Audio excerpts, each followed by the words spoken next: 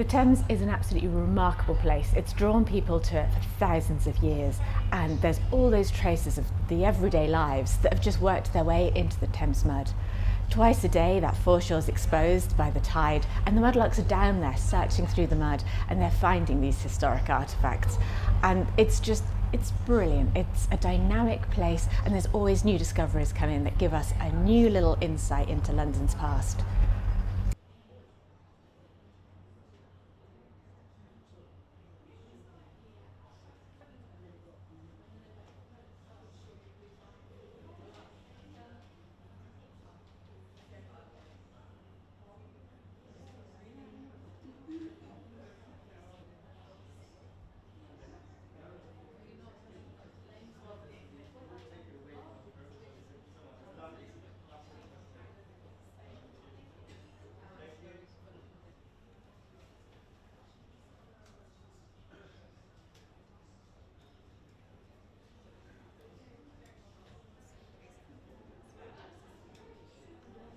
It's so remarkable when mudlarks bring in these objects that are really fragile or made from leather or wood that have just been found in the river. When you think about how busy the river is, the boats and all the traffic and the tides that come and go, that these things have been nestled in the mud, protected from all that rough and tumble, but also that mud, it blocks out the oxygen, which means that when things go in that would normally rot, like the leather I just mentioned, without the oxygen to help that decomposition process, it stays almost in as good condition as when it fell into the river.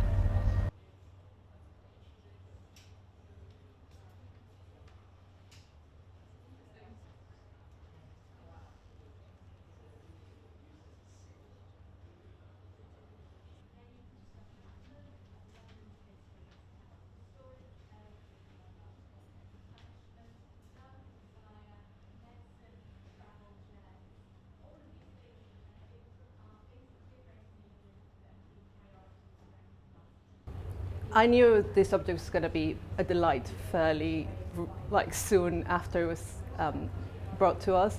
I was really keen to clean it. I was like begging Kate to let me have a go at it. As soon as it came into our collection and was deposited by the mudlark, I was on it straight away.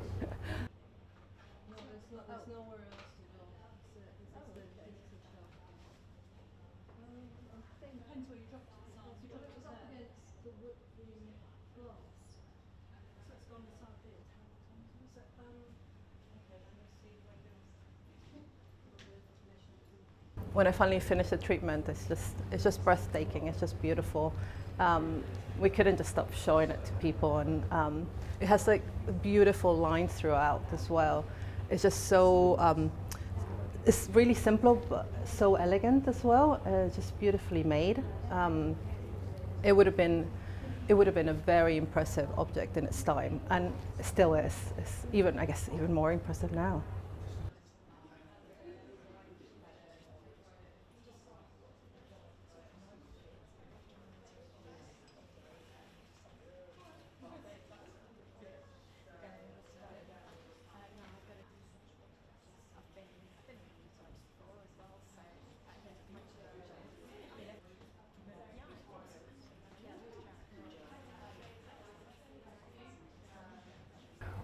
Well, the sort of received wisdom would be that mudlarks are very collegiate and friendly and, oh, you found anything? But I think underneath that there is some real deep-rooted competitiveness. And I say this speaking from my own experience. And when lots of mudlarks go down in groups and have lots of friends down there, I personally am a lone mudlark. And when I see other mudlarks there, I find it stressful, because all I can think about is, what the hell are they finding that I'm not finding?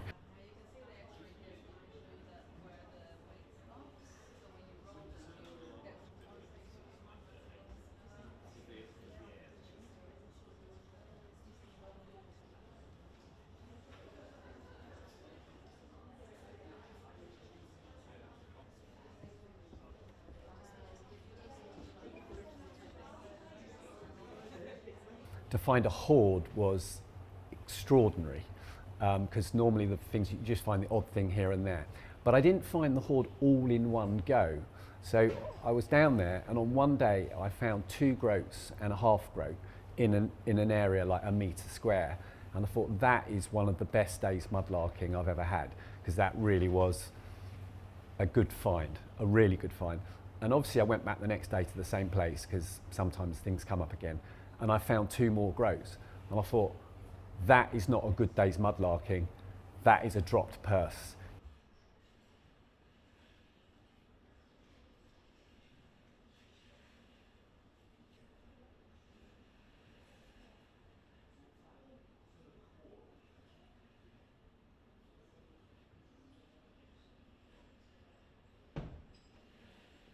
As a kind of veteran mudlark, I would say it takes enormous amounts of skill, but that wouldn't entirely be true, because you could just go down the river and find something on your first day. But it's definitely the case, once you've been doing it for a certain period of time, you kind of get your eye in, and you are more likely to find things when you know what it is they look like when they're in the river. Because coins and things, they don't really look like you might expect them to look. You know, silver coins are black. And so you're looking out for shapes and different textures and things, and that comes with time. However, you could just walk down there the first time ever and pick something up. That is possible, just unlikely.